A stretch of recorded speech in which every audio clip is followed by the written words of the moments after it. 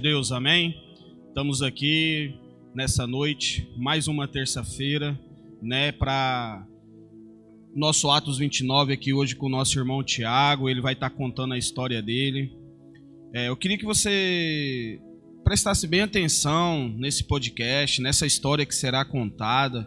Mas antes disso, eu queria que você pegasse o seu telefone aí na sua casa, entrasse na página da Igreja Batista Éden, compartilhasse esse link, essa palavra nos seus grupos de WhatsApp, nos seus grupos de amigo, porque eu tenho certeza que Deus ele tem uma palavra hoje para o seu coração, através da história aqui do nosso irmão Tiago, né, uma história de superação, uma história de vida, na qual ele veio e Deus tem transformado a vida dele todos os dias aqui na Igreja Batista Éden. Tiago, se apresenta para nós. Boa noite, primeiramente, você povo de casa. Meu nome é Thiago Jackson, sou natural do Espírito Santo, nasci em Vitória, sou capixaba. Estou aqui, me encontrei no Mato Grosso, em Rondonópolis. E aqui está sendo a minha mudança de vida, meu processo, transformação que Deus está fazendo na minha vida. Amém, glória a Deus. O Thiago falou algo de processo, né, de história. E antes de eu começar a fazer as perguntas para ele... hoje, nós vivemos hoje em uma sociedade doente. Uma sociedade doente, por que você fala que ela é doente? Porque é uma sociedade onde ela julga a pessoa sem conhecer a história dela. Porque é muito mais fácil você julgar a pessoa do que sentar com ela e conhecer a história dela. Hoje, aonde eu ando, as pessoas elas olham para mim e têm um respeito por mim. Mas ninguém conhece a minha história, ninguém sabe de onde eu saí, ninguém sabe de onde eu vim para estar ou para chegar onde eu cheguei, né, Tiago? E, Tiago, como que foi ali a sua infância, a sua criação com os seus pais? Conta um pouquinho para nós aí. Márcio, é muito importante você ter tocado nesse assunto, né? Porque realmente a gente vive num mundo corrompido, né, pelo mal, pelo julgamento. A gente também se colocou num dia numa situação dessa, né, de julgar. Até hoje, se bobear, a gente ainda, né, se encontra nessa situação.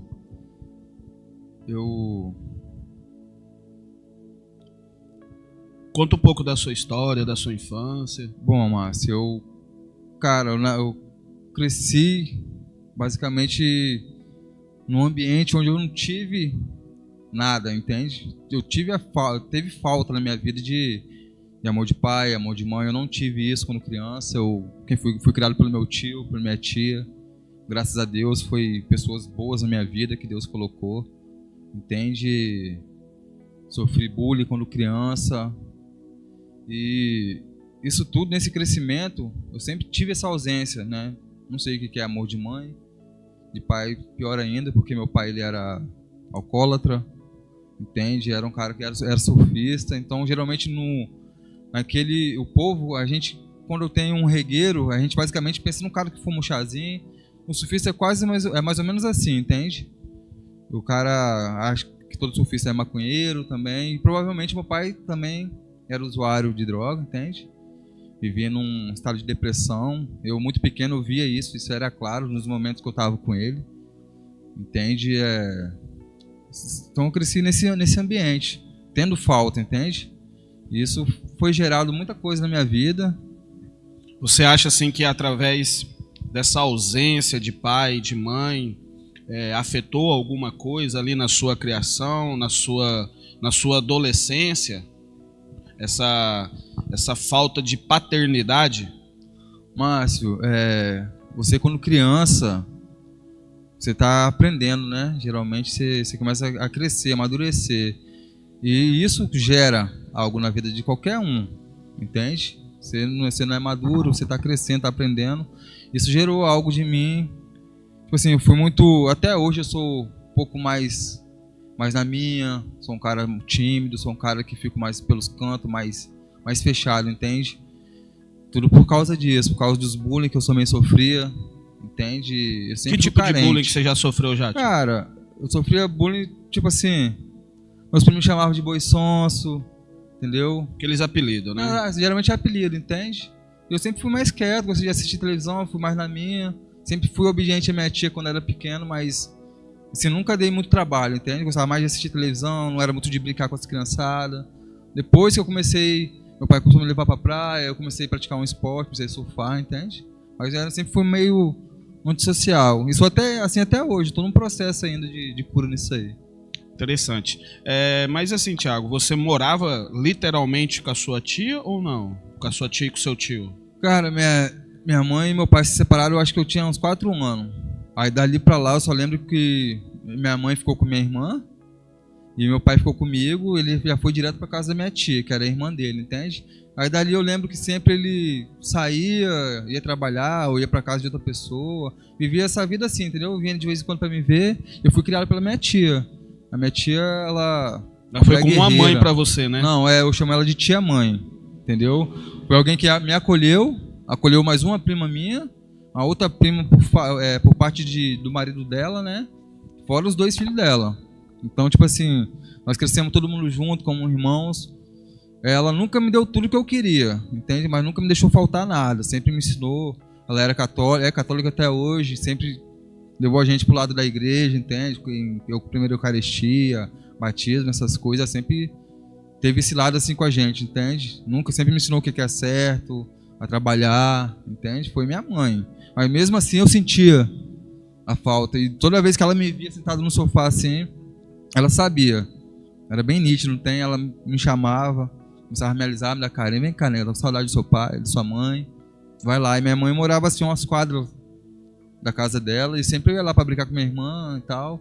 Mas era muito claro essa falta que minha mãe fazia dentro de mim, entende? Isso aí é algo interessante, é algo muito perigoso, porque hoje a gente vemos muitos lares dessa mesma maneira, né? Pais e mães separados. Eu vim disso. Eu não me recordo bem, mas eu creio que foi ali com meus 8, 9 anos de idade. Meu pai também era alcoólatra. Só que ele era aquele alcoólatra assim, eu só tomo minha cerveja, pago minhas contas, não incomodo ninguém. Só que dentro do lar é exatamente isso, a gente sentia essa necessidade dele, porque meu pai, quando ele não bebia, ele era muito fechado, ele não conversava, ele não se entrosava, a cabeça dele era só serviço. E quando ele bebia, aí ele era alegre, ele era feliz, ele conversava. Então a gente sabia que ele estava feliz com nós, não por causa de nós, mas por causa da bebida. E eu via isso dentro, eu convivi com isso dentro de casa. E um certo dia ele chegou e falou algumas coisas para minha mãe falou algumas coisas para ele partiu para cima da minha mãe, mas assim, não chegou a agredir. Porque eu e meu irmão, a gente entrou ali, eu mesmo aprontei um maior griteiro, comecei a chorar. E a partir daquele dia, então, minha mãe não mais se relacionou com ele. Minha mãe morava na mesma casa, porém não conversava com ele. E eu que intermediava a conversa dos dois. E através disso eu aprendi a manipular. Através disso eu aprendi a mentir. Por exemplo, se eu queria sair para uma festa, eu sabia que meu pai ia dizer não. Mas a minha mãe, ela queria impor a autoridade dela sobre a minha vida. Então eu chegava nela, mãe, o pai não quer deixar, a senhora deixa? E ela, para contrariar o meu pai, ela deixava. Então eu comecei a fazer essa jogada dentro de casa. E infelizmente isso me levou para coisas piores, né? Porque a gente entende que um abismo ele vai puxando o outro abismo. E às vezes o pai e a mãe não entendem por que o seu filho usa droga hoje, né? Tipo assim, eles falam, mas eu te dei de tudo, eu fiz tudo por você, mas a questão não é dar, a questão não é fazer, a questão é ser presente. A questão é você estar ali com o seu filho, não sendo aquela alegria passageira, mas aquela alegria constante de estar na presença dele. E eu vejo que você teve essa falta, né, Thiago?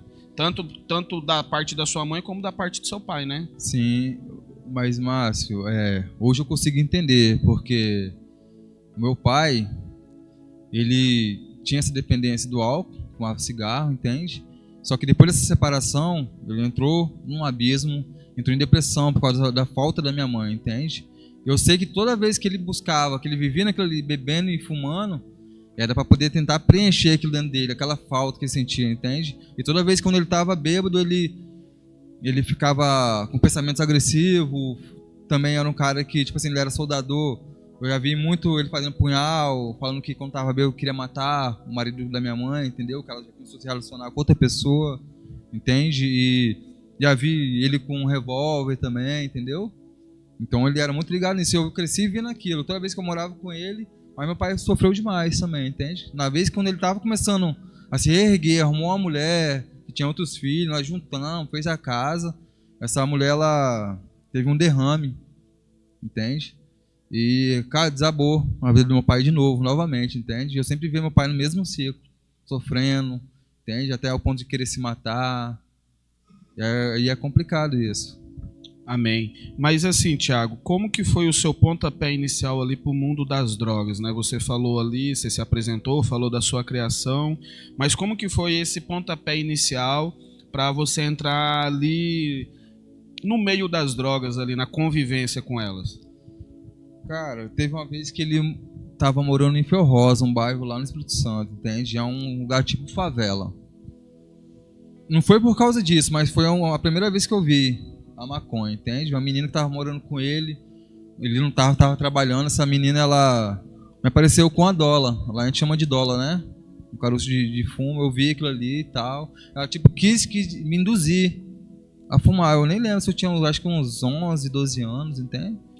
Aí cheguei, falei pra minha tia um dia e tal, que essa mulher tava com a maconha, mas isso não me levou a fumar, entende? Comecei a fumar foi com 16 anos. Até então, na minha mente, quem fumava maconha eram os caras que roubavam, entendeu? Uns caras perigosos. Mas eu fui num show na faculdade, na UFS, lá em Vitória, cara. Eu tinha alguns colegas que pegavam onda comigo que eles fumavam, né? Você era surfista, Thiago? Eu era. E andava de skate também. Eles eram uns guri mais descolados, não tem? Aqueles guri que começam a fumar um cigarrinho. É sempre assim, né? Sempre a gente, mais descolado. A gente busca sempre as amizades mais descoladas, fumar um beckzinho, um cigarro, tomar um gorozinho, né? Sim, até então era assim, eu era mais mais o fechadão. Eu andava, conhecia eles, a gente pegava onda junto, mas eu não colava muito, entendeu? Eu não fumava maconha com eles. Até que teve um dia nesse show de reggae que eu falei que eu ia experimentar. Entende? Vai dar uma bola? Lá eles me chamam de TJ, né? Todo mundo me conhece como TJ. Mas eu falei, fiquei meio naquela, com medo de alguém saber. Aí eu falei com eles que se eles não contassem, eu ia experimentar. Fumei aquilo ali, mas não me deu nada, na verdade, entende? Mas foi a primeira vez que eu fumei maconha. E dali foi... Ali começou o seu processo, sim, né? Sim. E como que foi, Thiago, essa experiência ali? Cara, a princípio não me deu onda, entende? Eu não tinha nem noção do que é isso. Só que antes disso, não sei se você já ouviu falar em benzina. Benzina, vixe, eu cheirei demais. A primeira coisa que eu usei na vida foi benzina, entende? A primeira vez que eu usei também foi benzina. Depois foi a cola de sapateiro, aí veio o fumo. Na minha vida foi semelhante a isso. Através de amizade, né? Uhum.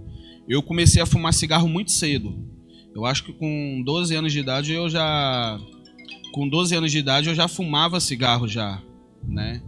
Eu via minha mãe fumando, aprendi a fumar dentro de casa e comecei a fumar. Para mim era normal. Eu bebia porque meu pai também bebia e assim, desde muito novo eu já me envolvi com isso. Mas com as drogas mesmo foi dentro da escola. Amizade. Eu vendo os amigos mais descolados, e aí até um certo dia tinha um parquinho lá na vila e o colega meu me chamou. Falou, Márcio, vamos ali dar uma bola, né? O povo chamava eu de Marcinho, né? Vamos lá, pá. E eu fui, cara. E aquele dia, cara, parece que eu experimentei uma das coisas mais, tipo assim, não tem como eu te explicar a sensação, o efeito da maconha, mas, cara, a euforia, velho, a minha alma foi no céu e voltou ali em questão de segundos. Você tá entendendo? O meu organismo se identificou com a maconha na hora, né? Foi amor à primeira vista ali, entendeu? Ali eu comecei o pontapé de viciado. Como, na sua vida você me falou que não foi assim, né? Mas logo em seguida você começou a fumar novamente, de vez em quando. De vez em quando eu dava uma bolinha ou outra, até que eu comecei a sentir a onda, ver que dava uma tranquilidade, entende? Aí comecei a trabalhar. A sensação de paz. Sim, ficava tranquilo. Esquecia das coisas, né? E eu comecei a trabalhar. com 18 anos já, eu comecei a comprar só de 25 gramas, entende? Sempre que eu ia trabalhar, eu tinha meu baseadinho lá enrolado e tal. Fumava quando voltava, pra comer, pra dormir, aquela rotina, né? De maconheiro mesmo. É, de maconheiro mesmo. Mas assim, Thiago, você trabalhava, como que era? Não, eu arrumei. Depois que terminei meus estudos, eu arrumei um trabalho de carteira assinada, foi até com o meu padrasto, marido da minha mãe, né? Arrumou um trampo pra mim. Eu comecei a trampar, fiquei acho que 1 ano e pouco nesse trampo, só que eu sempre comprava, igual eu te falei, 25 gramas, 50. Teve aquela rotina, entende? Mas tinha um envolvimento. Aí eu já fumava com um colega meu. Esse guri fazia uns furtos também. Já tinha uns rolezinhos aleatórios, né? Esse colega meu já era envolvido com a pedra. Veio de São Paulo, então ele já fumava. Já fumava o crack. Já fumava, era desandado, entende? Mas eu não fumava. Não. E você levava a sua vida normal, trabalhando, casa, aí fumava os beck. Sim, como que sim. Aí comecei a fazer uns correzinhos por fora, entende? Comecei a fazer adiantar um dinheiro? Sim, eu trampava nesse lugar, ela era uma distribuidora de remédio. Então eu comecei a fazer um corre por fora, tipo assim, fazendo 5 num Deposteron, Durateston, Adeca pros playboy, entende? Vendia umas bombas pros caras, conhecia muitos caras assim, que pegavam com a gente, que eram uns caras que, né, eram envolvidos ali com aquela nata, né? Então eles eram os meus correzinhos. E aí você ganhava um troco por fora? Ganhava. Pra comprar a maconha? Não, na verdade era barato, 25 gramas era R$35 na época, entende? Eu trampava, não tinha gasto com nada. E até então você tinha um controle da sua vida ali, né? Você tinha um controle de toda a situação. Era envolvido com a droga, assim, com química, mas nunca tive aquela curiosidade, aquela vontade de cheirar um pó, de fumar uma pedra, fumar um fristo. Lá a gente chama de fristo, que é o mesclado do fumo com a... maconha com o crack, com né? Com o crack, entende? Aí você não tinha essa curiosidade. Não, e tinha colega meu que fumava, cheirava, mas eu nunca pá. Thiago, a gente estava tendo uma conversa antes do podcast, você me falou que começou a vender droga, né? Como que foi isso? Porque você falou que estava trabalhando. Qual foi esse processo de você sair do trabalho e virar traficante? Cara, tipo assim, eu saí do trampo, fui mandado embora, entende? Comecei a fazer meus corres. Mas você foi mandado embora? Você acha que foi por causa Não tive nenhum problema com isso, não, entende? Era só uns correzinhos de vez em quando, mas nunca me aprofundei nisso, entende? Entendi. Mas aí eu saí do trampo, comecei a me envolver mais ainda com as pessoas que eu conhecia na favela. Aí comecei a vender um pó quando saí pros bailes, comecei a curtir baile funk. Fazia sempre meu corre, pegava 50 gramas de pó, vendia ali, fumava um fumo lá dentro. Eu tinha um controle, eu não usava, né, cara? Esse foi o meu envolvimento, entende? Depois comecei a vender droga na favela, comecei a picar, já com coisa maior, entende? Já comecei a me envolver com assalto. Aí, tipo assim, aos poucos você foi se aprofundando mais, né? É o que você falou no começo, um abismo puxa o outro, o abismo entende? foi puxando o outro, e fui né? me aprofundando, mas, tipo assim, em momento algum eu usava química, entende? Eu já estava envolvido porque eu gostava, sentia prazer naquilo ali, entende? Porque muitas das vezes a gente vê, o cara é noiado porque rouba pra usar droga. Eu não tinha envolvimento, mas eu me aprofundei no crime, entende? Foi aí que veio as consequências, né? Porque geralmente a gente olha, toda a história ela é quase a mesma, né? A gente começa na maconha, tudo começa no cigarro, no tabaco.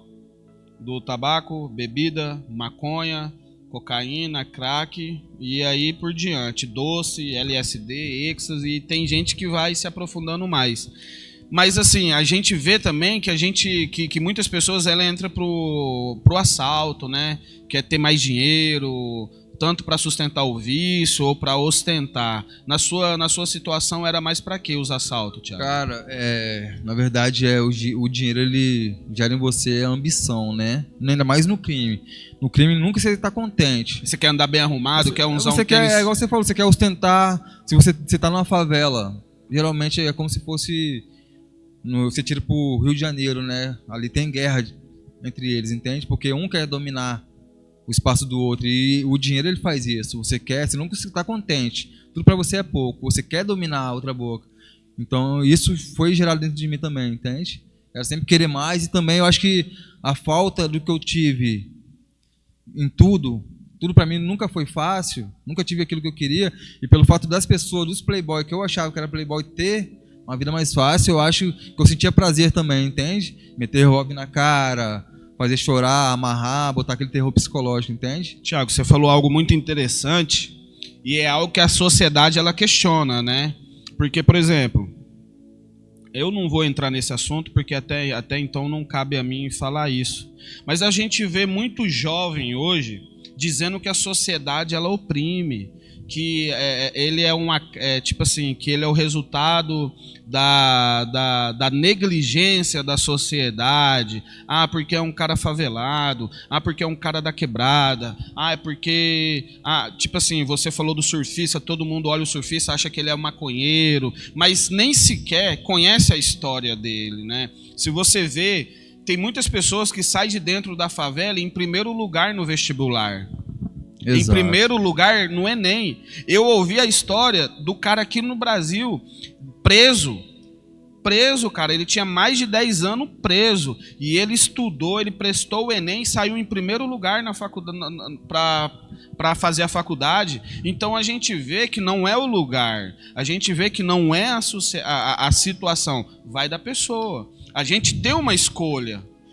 Quando eu entrei pro crime, eu entrei porque eu queria, eu tinha curiosidade, eu tinha ganância, mas eu queria colocar a culpa na sociedade. Ah, eu sou reprimido, o sistema causou isso, e nem muitas das vezes é isso, é a escolha da pessoa, né, Thiago? Cara, é muito importante você falar isso, mas assim, porque, tipo assim, eu me encontrei nessa situação de me vitimizar, entende? Achava que eu fazia isso porque eu achava que, mano, eu sofri, que eu não tive, que ele teve, que tinha que fazer isso mesmo, entende?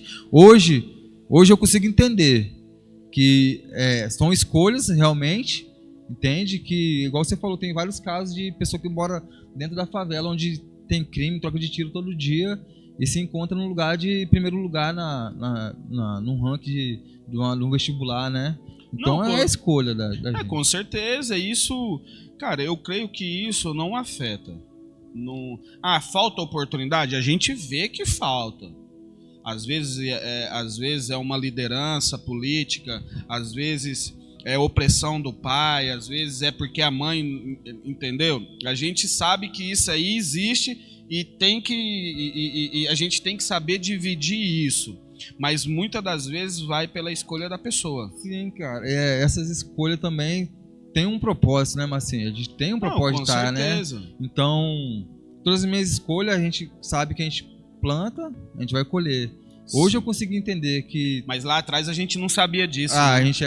Eu era imaturo, né? Não tinha nada na mente. Hoje em dia eu estou mais consciente disso. Entende? Exatamente. Eu tenho um filho, vai completar 18 anos agora em outubro, né? E alguns dias atrás a gente sentou com ele, e na verdade eu sou padrasto dele, né? E a gente sentou para ter uma DR ali em família, né? Ele tinha dado umas mancadas ali e a gente sentou para cobrar ele, né? E eu sempre fui muito transparente com ele, cara. Eu sempre mostrei a minha realidade, contei a minha história de vida, o sofrimento, o choro, as lágrimas.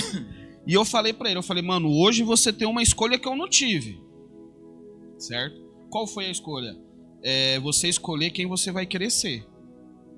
Você pode escolher qualquer faculdade, você pode escolher qualquer profissão que você vai ser aquilo que você escolher. Só que se você escolher ir por outro caminho, eu vou estar com você. Mas a consequência, quem colhe também é você. Não tem como eu colher uma consequência por ele, né? E muitas das vezes o dependente químico, ele quer transferir essa colheita para as pessoas. Eu tô aqui por culpa de fulano, eu tô assim por culpa de Beltrano. Mas não, cara, a culpa é nossa, foi nós que quis estar lá, foi nós que fez aquilo, e infelizmente a gente acaba colhendo, né, Thiago?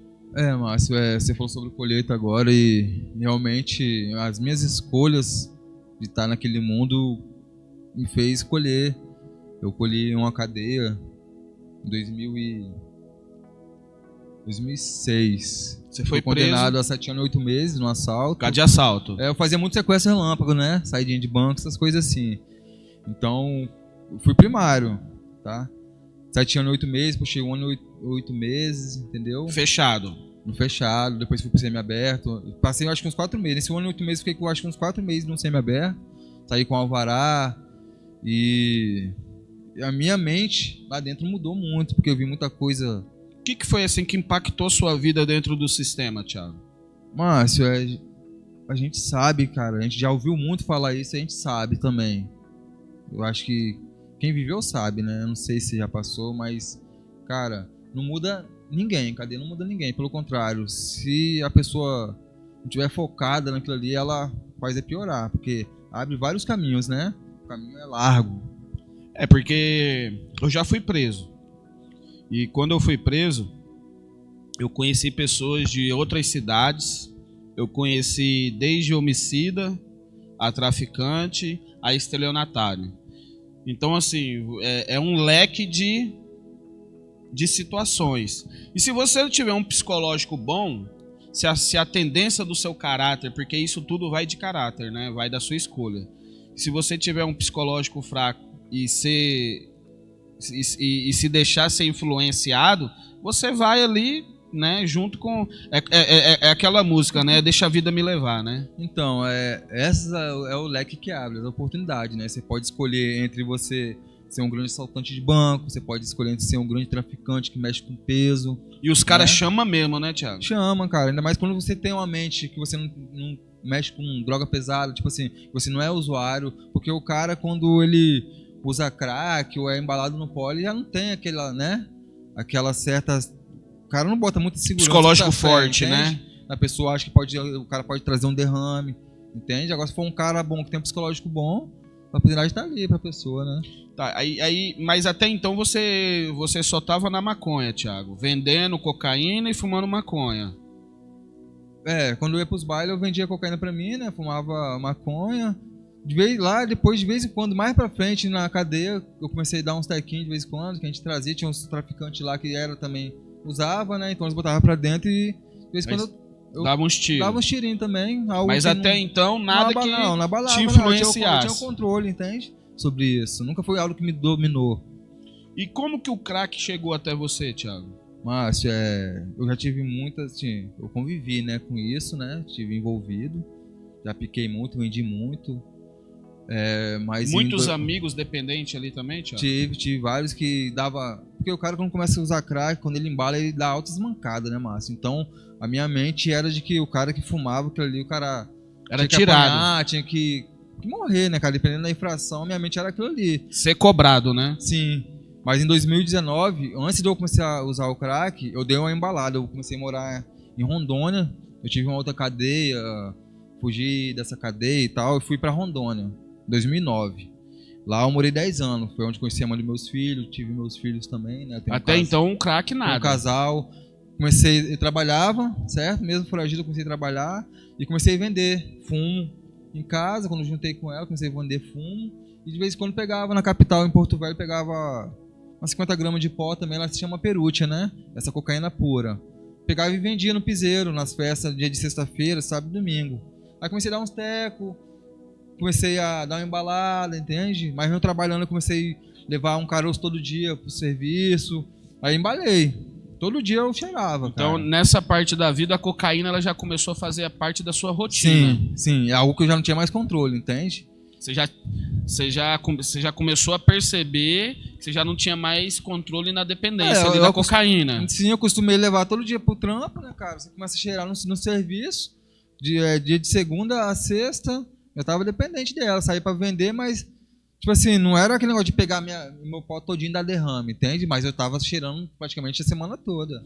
Pra você que tá em casa, pra você entender isso é algo muito importante, porque existe uma falsa ilusão de a gente estar no controle da situação.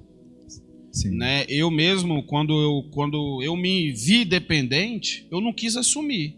A minha mãe, ela foi atrás de mim, isso foi em 2006, 2007. Nessa época eu já estava ali, eu creio que 2007 foi um dos piores momentos ali da dependência, porque eu comecei a perder tudo. Minha mãe, ela foi um dia, ela me acordou de manhã cedo, eu estava só rebordosa. A ressaca de crack, os dedos aqui eu não aguentava apertar, de tanto fumar pitilo. Pulmão daquele jeito, tossindo.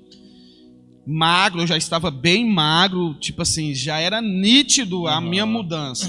E a minha mãe chegou lá em casa cedinho, né? Nessa época ela já não morava comigo, eu quis morar com o meu pai porque minha mãe ela era mais rígida. E meu pai não, meu pai sempre... Mais liberal, né? Mais liberal, entendeu? E então eu quis morar com ele também por causa das amizades, o bairro, tudo. E aí ela chegou lá e falou, meu filho, vamos, a mãe vai te ajudar, vamos caçar uma clínica, vamos buscar ajuda. Eu falei, não, eu tô de boa, tô suave. Moço, daquele dia em diante, minha mãe olhou dentro dos meus olhos e falou, olha, eu lavei as mãos com você. A partir de hoje, você vai caminhar naquilo que você acredita. E ela virou as costas, cara. E minha mãe era igual aqueles velhos de antigamente, era no fio do bigode a palavra dela. E daquele dia em diante a minha vida virou um inferno, cara. Porque eu era um cara assim, eu era meio burguesinho, eu andava no meio dos playboy. Então assim, os caras, eu era acostumado a ganhar roupa, a ter tênis bom, perfume, porque eu andava com eles, eles não. E a gente tinha aquela manipulaçãozinha, pô, eu não vou na festa porque eu não tenho a roupa. Os caras, não, moço, toma aí. E aí acabava que aquilo ali virava meu, entendeu? Verdade. E aí, de repente, esses amigos também já começaram a se afastar. E aí, um dia, cara, o negócio da minha mãe nem me afetou muito. Porque a gente acha, o povo tá me tirando, o sistema quer me oprimir. E aí, um dia que eu fiquei triste, cara, foi quando a mãe do meu melhor amigo me chamou. Ela tinha um mercado. Eu não vou falar o nome aqui para não... né? E ela falou, ó, se você continuar nessa vida, a partir de hoje eu não quero mais que você anda com meu filho. Porque eu tô vendo que você se tornou uma má influência para ele. Cara, aquilo ali doeu. Pesado, hein? Aí eu tipo assim, eu quis né? acordar, mas de vez eu ter uma mudança de vida, aquilo gerou algo de ruim dentro de mim. Uma frustração, né, mano? É, porque eu falava, cara do céu, tipo assim, tá todo mundo me tirando, tá todo mundo contra eu, então eu vou mostrar pra eles quem eu sou. E aí foi aonde eu quis me afundar mais mesmo, entendeu? Eu comecei a fazer assalto, comecei a fazer coisa errada e a tendência foi só piorando. E com você também foi, eu vejo que foi a mesma coisa, né, Thiago? Pois é, mas assim, a gente vai perdendo a credibilidade, né? A credibilidade, desacreditar de você, né? E realmente, depois que eu cheirava, eu ia pra piseiro pra vender, mas minha mulher, né, vendia os pó, mas de vez em quando ela nunca gostou de que eu cheirasse. Então eu sempre dava uma diélia no banheiro, assim, abria um caroço, dava uns tecos, entende? Mas sempre ela percebia, na minha fala assim, ela percebia, entendeu? É porque a cocaína ela dá aquela travadinha, né? Dá. E eu depois que eu reparei que depois que eu fugi, aquele meu psicológico mudou. Então eu já pegava aquela lombra, já não falava, já gasgava, pegava a lombra que tinha polícia, entende?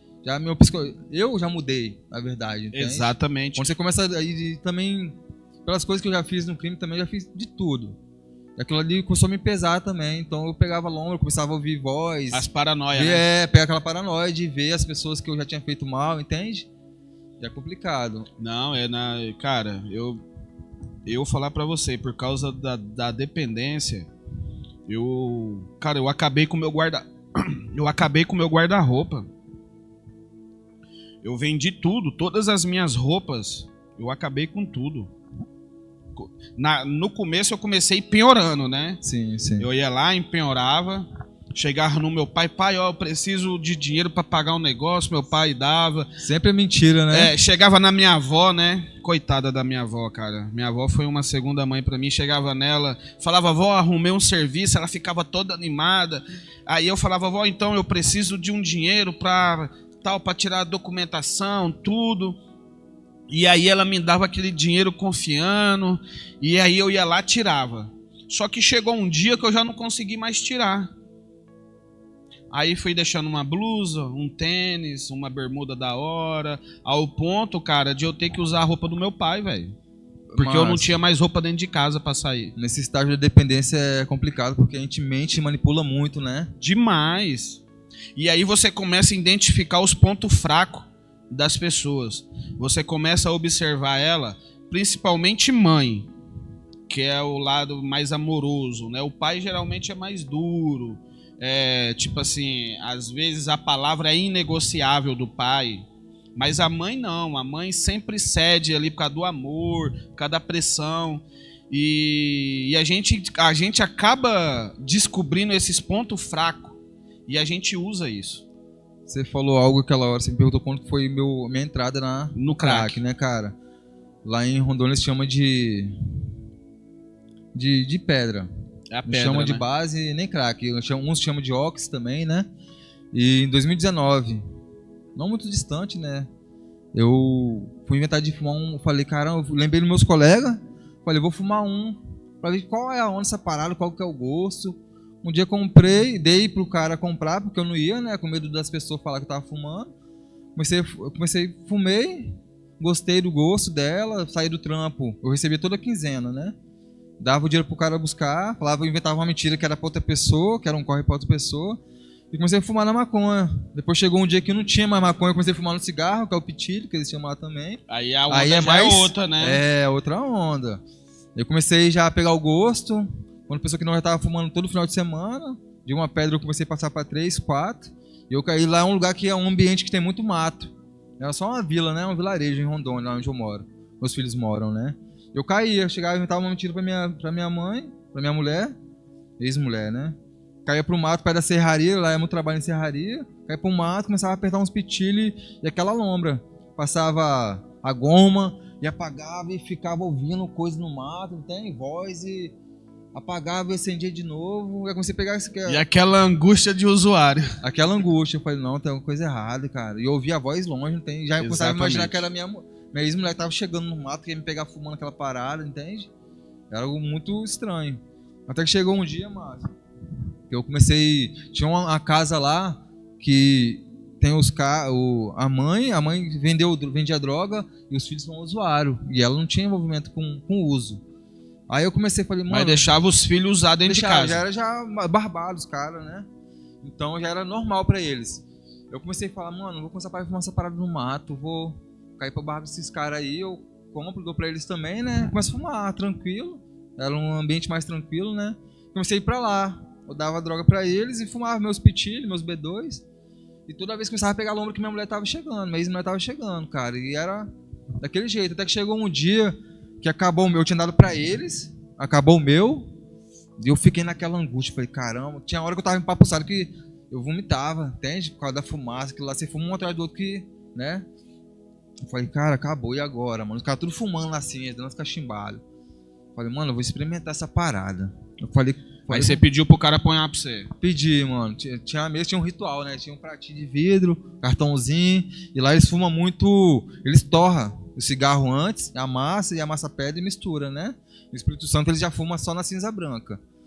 Aí eu falei, mano, bota um pra mim aí, cara. Aí um olhou pro outro assim, ficou meio naquela, né, cara? Falou, mano. Falei, bota. Só vou experimentar. Eu acho que eles colocaram só uma cinzada, não tem? Uma segundinha ali. Eu fumei aquilo ali, não deu nada. Falei, não, mano, bota outra. Aí olharam assim, botaram uma e tal. Aí eu dei uma assim, puf, minha visão tipo abriu e fechou de novo, não tem? Falei, que viagem, velho. Não deu lombra, não deu nada, entendeu? Ficou normal. Falei, não, tá tranquilo. Aí outras vezes foi chegando, eu ia lá fumar meus pitilhos, aí dava a segundinha no cachimbo ou na lata deles, entende? Aí fui pegando. Daqui um dia chegou que eu falei, mano, rende demais se eu fumar ela na cinza do que ficar apertando pitilho. Aí comecei a fumar direto, entende? Até que chegou o ponto que eu tava embalado, cara. Embalado. O que as coisas que eu um dia achava que era errado da pessoa fazer, do usuário fazer, que era trocar as coisas, pegar coisa fiada, trocar comida, essas coisas, eu tava fazendo já. Tava tirando as coisas de dentro de casa, entende? Meu Deus. Deus me colocou numa situação que eu passei a enxergar. Eu tive a visão do outro lado da moeda, entende, cara? Comecei a deixar a desejar, entende? Dentro de casa? Dentro de casa, cara. Eu tinha uma conta no mercado, eu passava, pegava frango, essas paradas, trocava lá e quando eu recebia eu pagava, pegava droga fiada, eu tinha um crédito, um conhecido meu, quando eu ia pagar era R$200, entende? E era as pedronas e, mano, embalei. Cheguei naquele... Perdeu o controle mesmo? Perdi. Fui dominado, Márcio. Tinha mão que eu ia pra trabalhar. Passava antes, aí eu inventava pra minha ex-mulher que eu tinha que ir cedo, passava uma hora antes, passava lá na boca, pegava 2 pedras, ia pra casa desses caras, fumava ali, foi pum. Nossa, ia feio na foto, Márcio. Eu era muito nítido, não tem? Quando eu fumava assim, eu ficava Monstro. Não sei porque é por causa da qualidade, entende? Porque é direto da Bolívia, é pertinho da Bolívia. Então, mano, eu dava um, acabou. Tem cara que, igual eu olho esse pessoal aqui da rua, eles fumam, é a mesma coisa que nada, entende? Mas eu fumar, mano, eu tava trocando ideia com você aqui agora. Era eu dar uma, acabou. Entende? Não falava nada, ficava quieto, não conseguia falar, ficava lombrado, ficava oprimido, entende? Esse é o efeito que ela causa, né? Ontem foi aniversário da minha avó e aí eu tive ali na comunhão ali, né? Os netos estavam lá. E uma prima minha chegou em mim, cara, e começou a contar uma história de uma dependente química e ela começou a falar, cara, eu não entendo. Por que ele chega a esse ponto? Eu falei, cara, pra você entender, tipo assim, não tem como uma pessoa que tá de fora entender. Não tem como. Eu costumo dizer lá para as meninas na Thalita, né? Eu sou coordenador da Thalita Cume. Nós temos uma casa de recuperação feminina. Aqui na igreja tem a masculina e tem a feminina. Tem o Resgate Vidas e tem a Thalita Cume, no qual eu e a minha esposa nós somos coordenadores desse projeto. E eu costumo dizer para as meninas, cara, quando você dá um pega, o seu primeiro pega, é a mesma coisa que a sua alma sair do corpo, ela vai ao céu e ela volta. Você sente um prazer, uma euforia na qual o seu cérebro nunca experimentou algo semelhante. E eu creio que é por isso que o dependente químico ele corre atrás da droga, porque ele quer sentir aquela sensação a cada pega que ele dá. E não é mais assim. Márcio, cara, no mesmo tempo que ela é prazerosa, ela é opressora, né, cara? Opressora demais. Em mim, pelo menos, ela era demais, cara. Não, porque você começa a ter visão, né? Por exemplo, você acabou de roubar. Você foi ali e roubou um cara.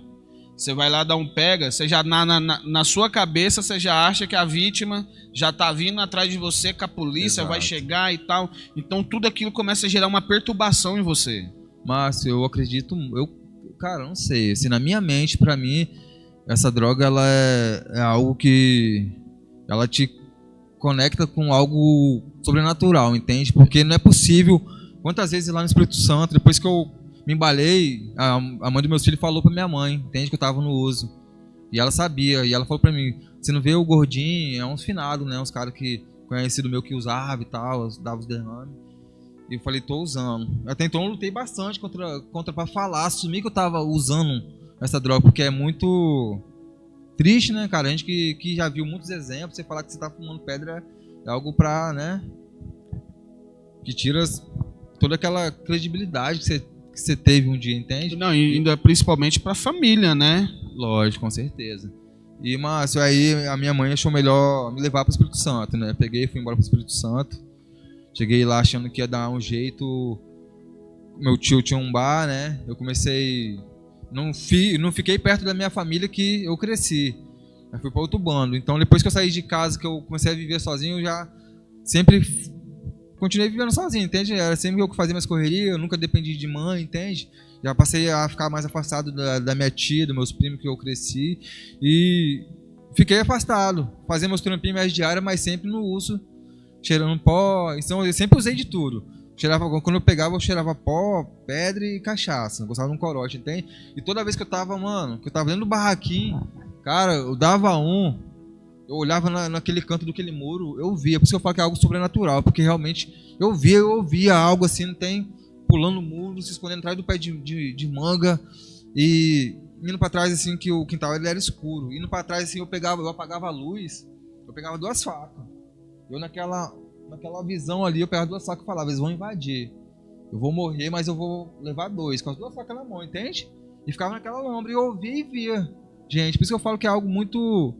Cara, só quem viveu, passou por isso que sabe o que eu tô falando. Entende? E pra quem tá em casa entender, pra você ver como que é grave isso, né? Os efeitos que a droga causa no psicológico da pessoa. Eu tenho um problema até hoje, a minha esposa sabe, eu não gosto muito de falar, mas a gente já tá aqui no assunto. Cara, tem dia que eu não gosto de sair de casa porque eu tenho medo. Entendeu? Eu tenho medo de sair na sala de casa. Eu tranco a minha casa. Eu fico trancado dentro de casa. Não é com a vontade de usar a droga, mas é com medo de pessoa, com medo... Tipo assim, entra numa uma síndrome do pânico, cara, que alguém vai me matar, que alguém tá me perseguindo. E até hoje eu sofro com isso, cara. Tem dia que eu saio pra vir aqui na igreja ou pra ir em qualquer outro lugar, eu sinto aquela sensação de estar sendo perseguido.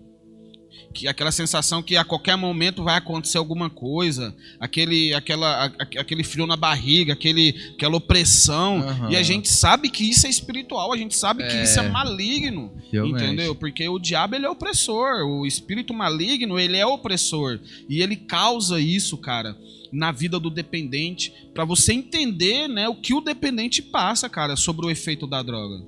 Cara, porque igual você falou no começo, é muito fácil você julgar as pessoas. Agora, a gente sabe, nós que vivemos nisso, nós sabemos quanto é difícil. Quantas vezes eu quis parar, eu chorando, eu fumando ali, bebendo uma cachaça, dando um teco, querendo parar, mas não conseguia, entende? É algo opressor mesmo, algo espiritual que, cara, é só Deus. A última vez que eu usei droga, já falei aqui, vou falar de novo, eu fui pra biqueira chorando. Eu passei na casa da minha mãe, ela olhou dentro dos meus olhos e falou: eu acredito em você. Nossa. Entendeu? E eu saí da casa dela, cara, eu comecei a chorar e eu falava: Deus, por que eu não consigo? Né? Tinha um exemplo do pastor Maico, ele passou comigo dentro de uma casa de recuperação e o Maico já tinha um tempo em pé e eu olhava para ele e falava: cara, o Maico conseguiu e eu não consegui. Só que assim, para você ser liberto, cara, para você ter uma mudança, você precisa pagar o preço. E qual é o preço? É abrir mão do prazer que a droga te dá. Exato. Muito dependente químico, cara, ele tá na rua não pelo fato de ele gostar da rua, mas pelo fato de ele gostar da droga. Da sensação de euforia e de prazer que a droga dá. Isso é científico, isso é provado pela ciência. Um pega, que é um pega no cachimbo, ele é 7.000 vezes mais forte que um orgasmo. Agora você imagina um dependente químico recebendo essa dose de euforia, essa dose de prazer. Não é fácil abrir mão. Não é fácil, cara. Márcio, aconteceu algo que hoje você falou sobre não querer estar, né? Eu acho que é o Richard que fala, né? Aquele que fica aqui. Mano, saiu, nós servimos um almoço aqui e tal, aí tava tocando Tu És, do Alessandro Vilas Boas. Ele parou ali nesse corrimão ali, ficou ali com o olho fechado, cheguei perto dele. Ele começou a questionar. Eu também já fui assim, questionei muito a Deus. Eu falava: por que eu tô passando por isso? Eu podia estar no luxo agora, você acha que eu queria estar aqui? Por que Deus deixa? Mano, é complicado. Mesmo a gente não querendo, a gente não quer estar nessa situação. Quantas vezes eu quis parar, eu dando uma cachimbada, eu chorava, chorando e falando: Deus, quando é que isso vai acabar? Quando é que eu vou conseguir? Entende? A gente não quer, mas a gente sabe que sozinho a gente não consegue, não tem mais assim. A Bíblia fala, né? A nossa luta, ela não é nem contra a carne e nem sangue, mas contra os principados e potestades que habitam nas regiões celestiais. E a gente sabe que a droga, ela é algo maligno, né? Tudo aquilo que é ao contrário de Deus, tudo aquilo que causa mal ao ser humano não é da vontade, não é algo que veio da parte de Deus, certo? Então a gente vê que muitas das vezes a gente luta uma luta com as nossas forças. E a gente sabe, eu sei, eu tô falando isso e falo com autoridade. Eu sou um cara que eu já passei em mais de 20 internação, certo? Uhum. Eu já me internei tanto em casa de recuperação ao ponto das casas não querer mais me receber, ao ponto das pessoas que são responsáveis pela casa não acreditar mais. Entendeu? Então a gente sabe que com a nossa força carnal, a gente não consegue. Não é remédio, não é compulsória, não é batendo, não é prendendo, não é isolando que o ser humano vai mudar. Mas é se apegando com Cristo.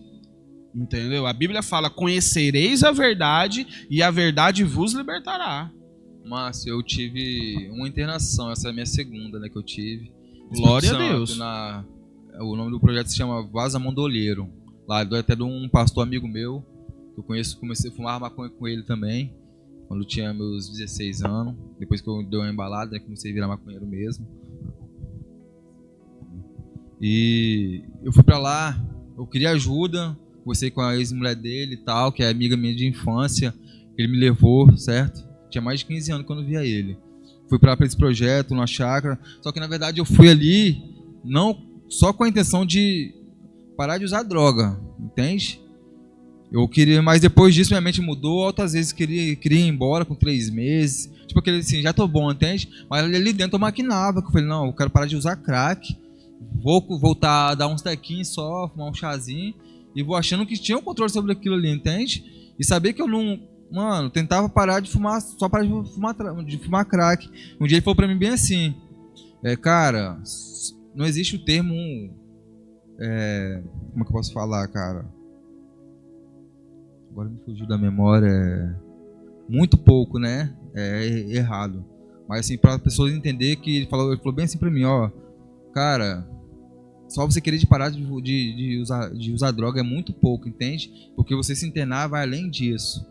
É você conhecer realmente a verdade, igual você falou, entende? Exatamente. É o único caminho para a libertação da gente. Porque, por exemplo, nós viemos de uma dependência, a Igreja Batista Éden, desde o começo, eu creio que poucos meses depois do começo da Batista Éden, o pastor abriu a Joca, na qual eu sou fruto. Eu sou fruto dessa casa, eu sou fruto do resgate, que antigamente era a Joca. E para mim ter esse entendimento, eu tenho que entender que a mudança ela é radical. Eu tenho que entender que a minha vida nunca mais vai ser a mesma. Não tem como eu estar na igreja e querer ter amizade com o mundo. Não tem como eu estar buscando uma transformação de vida, convivendo nos mesmos ambientes e as mesmas amizades que eu convivia. Uhum. A Bíblia é bem clara quando Jesus fala que as trevas não se dá com a luz. Então se nós viemos para a luz, se nós vem para Cristo, de alguma coisa nós tem que abrir mão. Exato. Você está entendendo? Nós tem que abrir mão do velho homem, abrir mão do velho eu, abrir mão do velho homem, mas entendendo que ele está ali, ó. Sim, sim. Ele está nos acompanhando, ele é a nossa sombra. No momento que a gente vacilar, no momento que a gente der a brecha, meu irmão, acabou. A Bíblia fala que o diabo ele está ao nosso derredor, buscando a quem possa tragar. Entendeu? Sim. Então ele está ali caçando uma oportunidade, um vacilo, uma mancada. E eu vou te falar, meu irmão, o diabo ele não brinca. A gente pode brincar com Deus, a gente pode até não levar Deus a sério. Mas o diabo, meu irmão, ele faz com excelência o papel dele, que é roubar, matar e destruir. É verdade, é falta de vigilância. Se você não vigiar, realmente você volta a viver tudo aquilo que você viveu um dia e até pior, não nem ter oportunidade para isso mais, né? Não, cara, quantos amigos meus eu perdi nessa caminhada minha aí de 12, 13 anos de dependência química, amigos, brothers mesmo, entendeu? De ser dentro da minha casa. São várias. E mesmo aqui na igreja, mesmo no tratamento, né? Uma coisa que marcou muito a minha vida foi há uns 2 anos atrás, 3 anos, um cara que por muitas das vezes nas internações a gente se encontrava nas casas, né? E o Rodrigo, né, cara? A igreja era no fundo do Atacadão. Ele foi pra lá e aí eu falei pra ele, cara, vamos se internar, vamos sair dessa. E ele começou a me xingar tudo. Ele começou a me xingar e falou que ia me encontrar na rua e tal. Esse mesmo cara um dia ligou pra minha mulher 3 horas da manhã falando que eu estava debaixo da ponte usando droga. E eu estava ali dormindo, né? Uhum. Então ele saiu, me xingou e, cara, questão de 4 dias, velho, mataram ele numa coisa assim fútil, uma discussão que não era nem com ele, mas pelo fato de ele estar alcoolizado, ele tomou a dor do cara e como ele tinha um fêmur quebrado, ele não conseguia correr, ele tipo assim, ele meio que mancava. E aí, meu irmão, o cara deu várias facadas nele, morreu uma morte que você tá entendendo? Mas pra gente que viveu nisso, a gente teve vários livramentos que a gente vivenciou e que a gente também não sabe, né? Não, com certeza. Já entraram dentro da minha casa pra me matar, eu tive que esconder dentro de um guarda-roupa. Ali foi a primeira prova que eu vi que Deus existia e que ele tinha um plano de vida na minha vida, porque eu clamei por ele aquele dia. Você tá entendendo? Uhum. Porque eu já conhecia a palavra e eu sabia que existia um Deus que era soberano sobre todas as coisas, né? E naquele dia ele me deu o livramento, cara. Os caras iam me matar.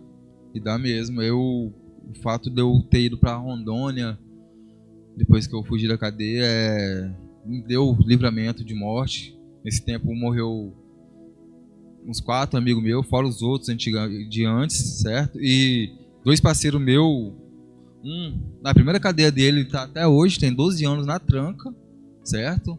Num monte de homicídio. O outro saiu ano passado, já tinha puxado 3, depois puxou mais 5, saiu, e agora puxou 10, entende?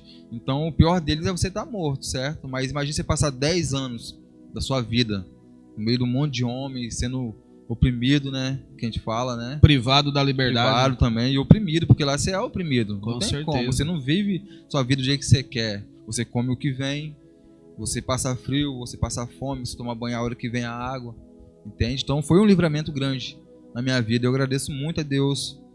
Tem uma coisa que o pastor fala que eu tinha muita dificuldade. Até hoje ele fala e já olha pra mim, mas eu dou um sorriso assim, mas hoje eu entendi. Entende que ele falava que a droga é misericórdia na nossa vida. Eu entendia, mas eu tinha dificuldade de aceitar isso, entende? Um dia eu cheguei para ele e falei: pastor, eu tenho dificuldade de aceitar isso. Ele falou: cara, é porque você só quer parar de usar droga, entende? Isso virou uma chave. Hoje eu consigo aceitar, entende? Eu comecei a olhar para minha vida, para tudo que eu passei, tudo que Deus me livrou e por que eu estou aqui hoje, entende? Nesse momento, sentado aqui, falando. Que top, Thiago. É top demais. Isso é forte porque, cara, aonde eu estaria hoje se eu não tivesse usado droga? Então, será que eu teria conhecido Jesus?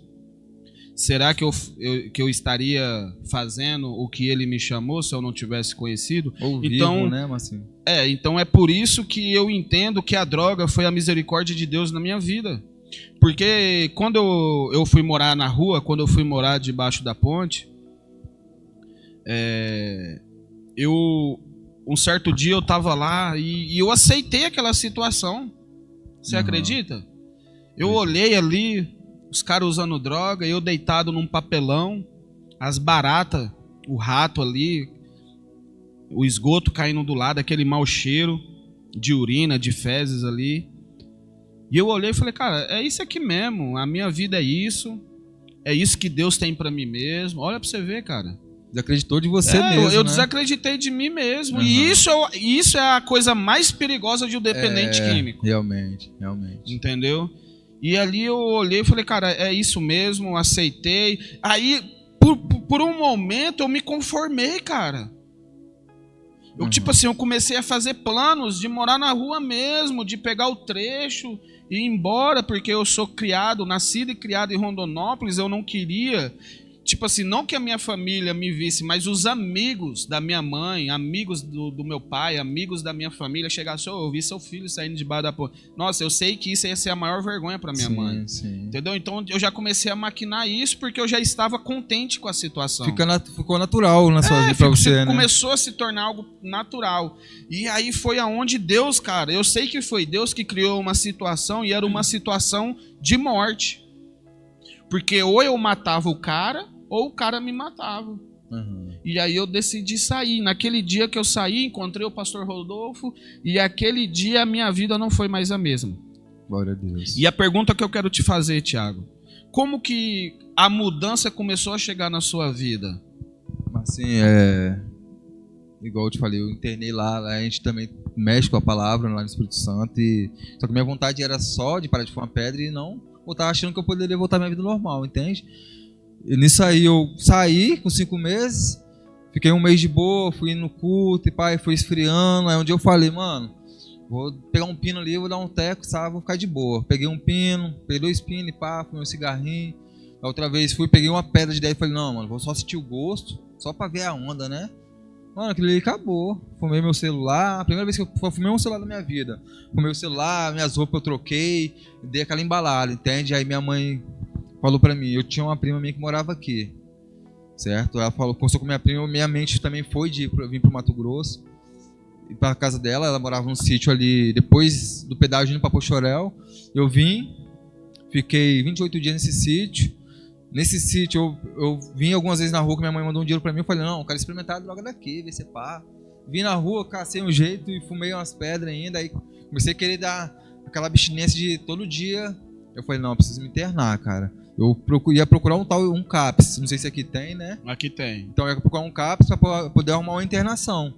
Aí ela falou assim, um lugar que... Eu conheço um lugar, vou te levar lá.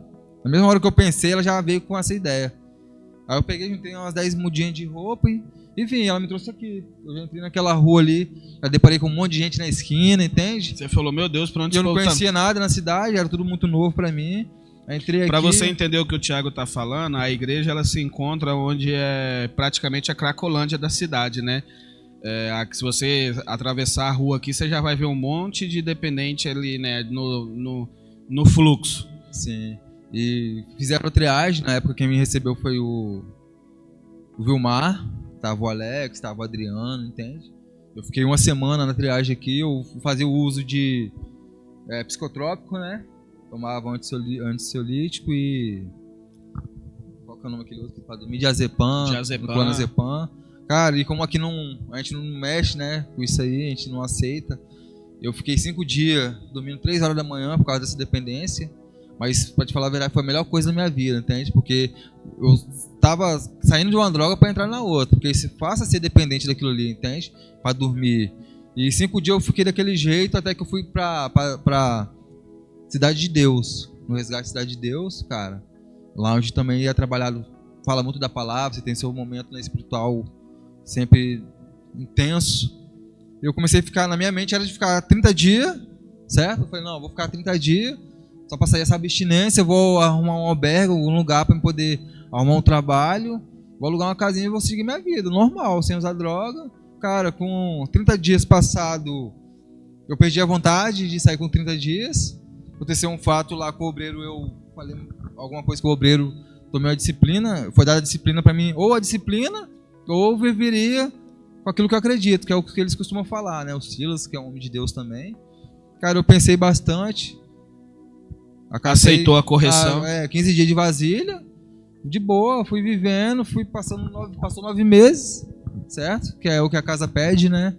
Esses 9 meses eu tive muita dificuldade, mas nunca me deu vontade de sair, entende, Marcinho? Eu perdi aquela vontade de sair antes do tempo, falei, não. E o tio Elias, um homem de Deus também, que falou algo muito importante lá dentro, cara, que isso virou a chave pra mim também, que foi, cara, quantas vezes você começou algo e nunca terminou, entende? E isso ali virou a chave na minha cabeça, eu falei, não, realmente eu vou começar algo e vou terminar. Tive minhas dificuldades, minhas mancadas, né, cara, a gente também... E o dependente químico, ele se baseia nisso, né, ele sempre começa os processos, mas nunca termina, né? E dessa vez eu dei continuidade, entende? Terminei, vim pra igreja com meus 9 meses, onde você tem a escolha de ou viver na obra, ou você pode trabalhar, tem a casa de apoio, né? Dá todo esse suporte pra gente. Graças a Deus, Deus é fiel com a gente até nisso, né? Nos pequenos detalhes. E tô aí, mas assim, cara, hoje eu tô mais aprofundado em Deus porque eu trabalhei um tempo, certo? Tive um lapso, tive uma queda em fevereiro, entendeu? Mesmo em meio a toda a tribulação, eu me encontrei num momento que, cara, sei lá, um vazio que eu não tinha contentamento, mesmo trabalhando. Usei droga de novo, no outro dia eu vim, voltei com meu celular, com minha bicicleta, voltei com tudo, dinheiro na conta. Foi só um flash, entende? Para poder eu estar nesse... Eu hoje entendo que foi para mim estar nesse propósito que eu tô hoje. Amém. Entende? O pastor me acolheu de novo, entende? Me deu a oportunidade de estar na escola chamado. Eu tive era para ficar 3 meses, com 2 meses ele me liberou de novo para trabalhar. Até hoje estou liberado para trabalhar. Fui trabalhar num dia, ele falou, Thiago, a coisa mais difícil para você vai ser quando você for liberado para você trabalhar. E eu pensando, que nada, você tá metendo louco, não tem, na minha mente era aquilo ali. E realmente, eu falei, tô na sexta-feira, na aula de quinta-feira. No domingo, mano, eu fui dormir, já falei, vou trabalhar amanhã. Naquilo ali eu tive um pesadelo, não falei nada no dia, né? Mano, passei a noite toda sonhando com droga, entende? Fui de teimoso, vou trabalhar. Que nada, eu fui trabalhar, mas assim, naquilo ali eu voltando pra casa, minha mente queria me levar de novo, no mesmo lugar onde eu tava. Cara, foi uma batalha muito grande pra me chegar até aqui, entende? Chegando ali, eu lembro como se fosse hoje, o Henrico tava aqui, mais o Lucas. Eu entreguei uma tinta de tatuagem pro Paulo. Quando entrei ali, o pastor tava passando, eu falei, pastor, ele, não, tá tranquilo, filho, eu te amo. Aí nem deu tempo pra falar com ele, eu cheguei aqui no Lucas e no Henrique, falei, ó, eu não vou dar conta, mano. Vou voltar pra escola chamado, se eu voltar a trabalhar, se eu for trabalhar, eu vou trabalhar, quando eu pegar o dinheiro eu vou cair e não vou conseguir mais sair, entende? Porque eu sabia, eu sei de onde Deus me tirou, do quão profundo que eu tava, entendeu? Na lama, daquele jeitão. E Deus me tirou, Deus me mostrou isso. Aí eu cheguei no pastor, o pastor me chamou, conversou comigo, Thiago, ó. Eu falei, mas eu tava na minha mente era de ficar 60 dias. Eu falei, não, vou ficar 60 dias até passar essa abstinência brava, né? E vou. Ele falou, Thiago, olha só, cara, é muito importante o que você fez, entende? Mas eu quero te pedir uma coisa pra você ficar. Não botar tempo, entendeu? Deixar Deus agir. E na minha mente ainda era. Eu falei, não, esse bicho tá metendo louco, entende? Vou ficar 60 dias e vou trabalhar. Cara, graças a Deus hoje eu tô liberado para trabalhar, mas assim, e Deus trabalhou dentro de mim que eu não tenho vontade, entende? Eu vou trabalhar um dia, sim, mas assim, eu não tenho mais aquela vontade, cara, de colocar uma data e falar, não, vou trabalhar daqui a 60 dias, entende? Deus aceitou o processo. Aceitei, e tô no processo ainda, entende? De transformação, tem muita coisa que eu tenho que mudar, tem muita coisa para deixar, que é esse lado fechado meu, mas esse é o momento que Deus tá fazendo na minha vida, entende? Rapaz, Deus foi tão bom que você quer casar com a minha filha, né, velho? Pois é, mas assim... Tô se ajeitando pra casar com a minha filha, cara, olha. Você é meu futuro sogro, em nome de Jesus. Rapaz, mas que história linda, Thiago. Que história de superação, né? Por isso que eu comecei falando que a gente nunca deve julgar uma pessoa. Sim. Infelizmente hoje... Escute, preste bem atenção. Infelizmente hoje, a igreja tem se tornado como a história do bom samaritano. Veio o sacerdote, passou de largo. Veio o levita, passou de largo. Aí vem subindo o samaritano, um cara que era tirado. Um cara que não tinha história com os judeus. Um cara que não era para nem estar naquele lugar. Aí veio aquele moribundo lá, o cara caído, ele pega e leva para uma estalagem. Isso só mostra que realmente Deus ele escolheu as coisas loucas. Exatamente isso que eu falo. Deus ele tira o necessitado da sarjeta. Ele tira o necessitado do monturo e faz se assentar com os príncipes da sua cidade. Depois que eu me posicionei em Deus, Deus tem me levado em lugares aonde eu nunca sonhei. Eu tenho sentado com autoridades dessa cidade para discutir uma forma de ajudar o próximo. Mas, infelizmente, a igreja ela não tem entendido isso. Porque é mais fácil você abrir mão de um problema, é mais fácil você pegar o problema e empurrar para o próximo do que você ir lá e ser a solução daquele problema. Porque Cristo, ele nos chamou para ser a solução, nunca para ser o problema. Você está entendendo? Mas, infelizmente, nós como igreja, nós temos abrido mão disso. Nós não temos ajudado o próximo. Nós não temos se comprometido em ser o corpo de Cristo. Porque aquele cara que está caído ali, ele também é filho de Deus. Jesus, quando ele chamou Mateus, ele foi num jantar na casa de Mateus. E só tinha publicano. E os fariseus chegaram, por que o seu mestre senta com o publicano? E Jesus ele fala, eu não vim para os sãos, mas sim para os doentes. E Jesus ele também veio para aqueles que estão caídos ali. Você está entendendo?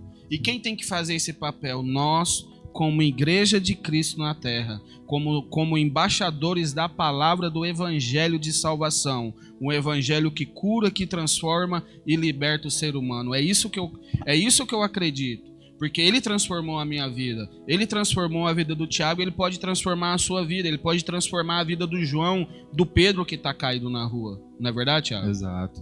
Márcio, cara, eu acho que a gente não é exemplo, né? Exemplo é Jesus. A gente não pode ser espelho disso, mas eu creio que a gente pode ser referência. Com certeza. Assim, vários irmãos meus que estavam no resgate, que estavam aqui na igreja, tem essa referência de você, entende? Você é um cara que tem uma história também, entende? Nos seus podcasts, no seu testemunho, você é referência pra gente, entende? Amém.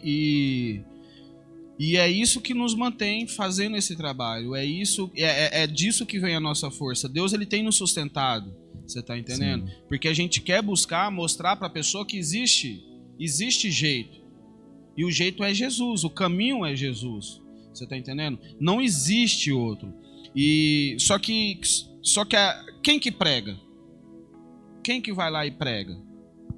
Né? É verdade. Jesus, lá no livro de Isaías, fala: a quem enviarei? A quem se manifestou o braço do Senhor? Quem vai pregar? É muito fácil a gente querer passar isso, entendeu? Mas não, Jesus nos chamou para fazer isso, de pregar as boas novas, levar a palavra de cura, a palavra de libertação para aqueles que estão caídos, assim como fizeram na minha vida um dia. Sim. Entendeu? Cara, o pastor Rodolfo, ele nunca desistiu de mim. Eu lembro até hoje, no dia que eu cheguei lá na clínica, arrasado, derrotado, destruído, ele olhou dentro dos meus olhos e falou: eu acredito em você. Cara, aquilo mexeu com as minhas entranhas, você tá ligado? E aquilo marcou a minha vida. Porque eu falei: cara, qual que é o compromisso desse cara comigo? De onde esse cara me conhece? Pra ele olhar e falar isso pra mim. Você tá entendendo? Então, é por isso que a gente acredita em você, Thiago. E é nítido a mudança que Cristo vem fazendo na sua vida. Eu falo de você direto pra minha esposa, da hombridade e do caráter que você tem. Amém.